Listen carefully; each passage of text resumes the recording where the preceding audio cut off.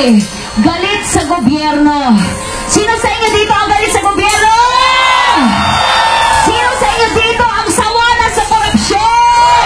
Sino sa inyo dito ang sawa na sa mga magnanakaw na politiko? Sino dito sa inyo ang galit sa mga mapang-aping politiko sa gobyerno?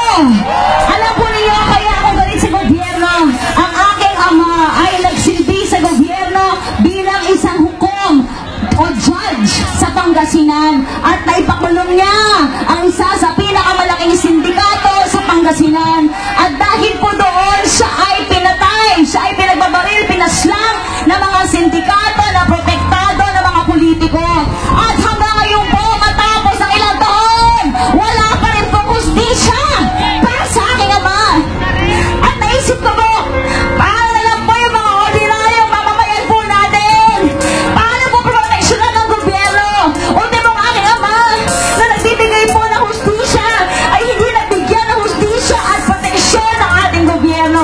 Kaya po, andito po kami dahil naniniwala po kami sa kamay na bakal ni Duterte para pagsumpuin, para tapusin na ang maliligayang araw ng mga mamamatay tao, para tapusin na ang maliligayang araw ng mga magnanakaw, para tapusin na ang maliligayang araw ng mga rapists at mga terorista. Kailangan po natin ng isang presidenteng matapang, nakakatakutan ng mga kriminal, nakakatakutan ng mga magnanakaw sa labas at sa loob ng gobyerno. Kaya po, ito po ang aming munting kontribusyon, ang aming po original song entitled Tunay na Pagbabago. Ito na po ang tamang panahon para sa tunay na pagbabago. Itaas po natin ang ating mga kamay, itaas po natin ang ating mga kamay. Pagpapay kaya tayo para sa tunay na pagbabago. Nararapat na maging presidente. Tunay na pagbabago. Ipangalawa po, bakit po kami nandito? Tumutugtog ng libre, walang talent fee. Andito kami para po supportahan si Duterte. At tulad po ninyo, andito kami nagsasakripisyo para sa bayan. Hindi po tulad ng mga bayarang artista na pinili ang negosyo kesa sa bayan. Habang tayong lahat dito nagsasakripisyo para sa tunay na pagbabago.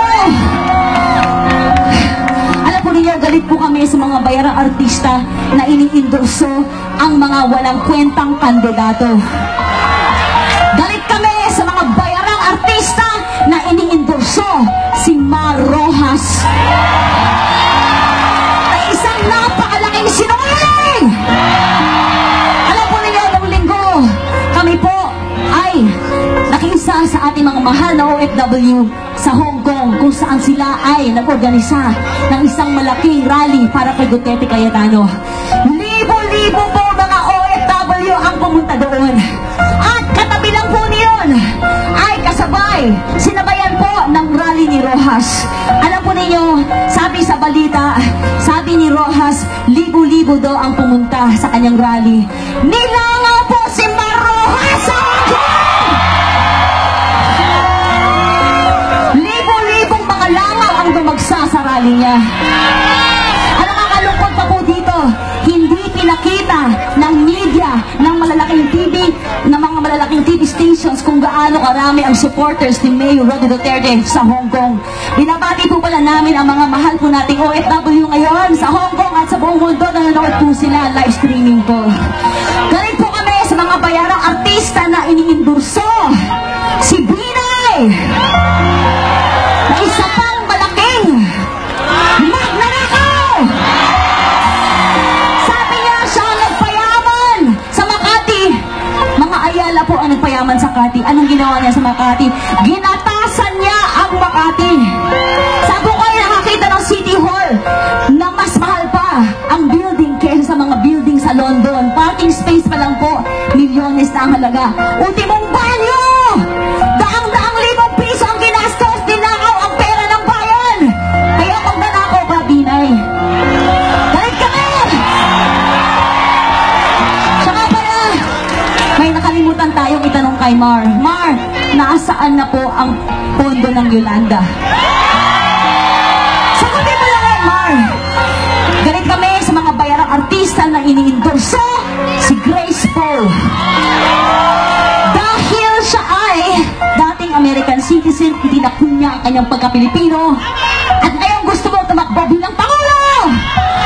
Nini, isang batas wala ka na ipapasama po, ambisyosa ka.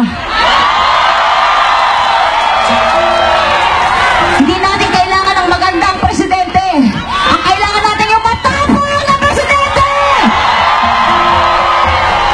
Kaya po, andito kami, nakikiisa po sa inyo, sa iyak ng inyong puso. Isigaw po natin! Isigaw po natin! Isigaw po natin! Isigaw po natin! Alam ko rin yung mga mahal na Duterte supporters. Huwag niyo na pong asahan na lalabas ito sa malaking TV stations. Dahil po meron pong media blackout si Duterte. Dahil natatakot po ang kanyang mga kalaban, hindi niya pinapakita kung gano'n tayo marami. Kaya po, ngayong araw na ito, isigaw po natin na marinig tayo ng buong mundo. Duterte! Duterte! Duterte! Duterte! At ito po, susunod na kantang ito ay para sa mga magnanakaw na nakaupo sa gobyerno malapit nang matapos ang araw niyo.